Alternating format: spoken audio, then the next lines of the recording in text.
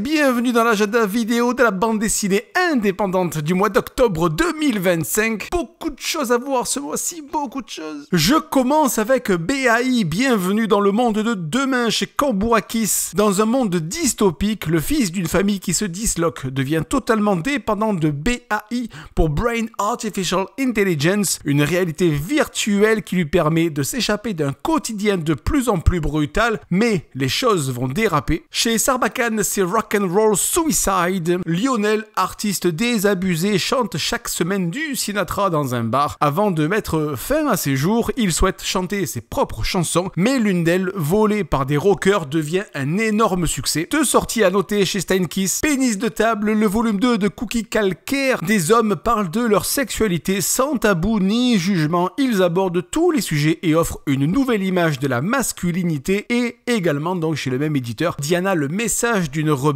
En 1997, la journaliste française Annick Cogent décroche un entretien avec Lady Diana. Quelques jours après la parution de l'article, la princesse Diana décède dans un accident de voiture. La peur de Maria S chez Presque Lune. Une plongée dans les peurs qui accompagnent de nombreuses femmes tout au long de leur vie. Anxiété, manipulation, précarité, solitude, maternité et vieillesse. Chez Actes Sud, c'est Murmures de café de Maël Réa. C'est un recueil de brèves de café illustrés en 1 à 4 planches qui mettent en lumière les conversations et le burlesque des situations entendues dans les cafés. 2 bandes dessinées sur la vie de Frida Kahlo. La première, c'est Frida Kahlo, un tramway nommé Diego chez Futuropolis. La vie de la peintre mexicaine Frida Kahlo, explorant en particulier sa relation passionnée avec Diego Rivera, célèbre artiste mexicain et homme à femme. Ils vont vivre une existence hors du commun. Et également sur Frida Kahlo, à noter chez Stock la parution de Rien n'est noir. Aux éditions Lagrume, c'est des faits marquants, retour sur 60 événements marquants ou oubliés de la culture populaire, de la mode à la musique en passant par la télévision ou encore évidemment la bande dessinée. Dr Murder et l'île de la mort chez la cafetière. Retranché dans son repère, le Dr Murder est en pleine crise existentielle. Aucun de ses plans machiavéliques ne marche, ni ses confrontations avec Johnny America, son ennemi juré. C'est évidemment une parodie de comics vintage avec des clins d'œil à la pop culture et évidemment à James Bond. Chez Atrabile, c'est 12e congrès de bonne vibration. Une femme au bord de la mort lègue à ses neveux une mystérieuse phrase et une étrange bille noire, ce qui les mène sur une île, donc au 12e congrès de bonne vibration. Le jour le plus long du futur chez Tanibis. Cette comédie sans dialogue met en scène un robot et un employé de bureau dans une ville futuriste qui voit leur existence bouleversée par l'arrivée d'un étranger qui peut accéder à une pièce permettant la matérialisation des désirs inconscients. Mendax chez l'employé du mois. Le gérant d'une salle d'arcade lance un tournoi du jeu vidéo Mendax qui donne du fil à retordre aux participants. Le vainqueur remportera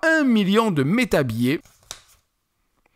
Chez Daniel Maguen, c'est Thrillerville, une excellente sortie à surveiller. Dans la forêt, une mystérieuse créature de 2 mètres dévore les chasseurs et un secret monstrueux se cache dans les profondeurs du lac. Alors qu'un tueur en série s'échappe, plusieurs habitants développent des pouvoirs extraordinaires. Une BD totalement déjantée à surveiller en librairie dès que ça sort le 22 octobre. Et on termine par Qui veut égorger Astrid la truie chez Artis. Astrid quitte la ferme pour devenir professeur d'art appliqué à Paris. Contrainte de se prostituer, elle déchante rapidement. Un de ses clients lui propose son aide, mais ce dernier n'est autre qu'un boucher. C'était l'agenda de la bande dessinée indépendante du mois d'octobre 2025. Et évidemment, et comme toujours, les commentaires sont ouverts pour me dire ce qui vous intéresse et si évidemment j'ai raté une sortie. Comme toujours, on like, on s'abonne, on partage et puis on se dit au mois prochain.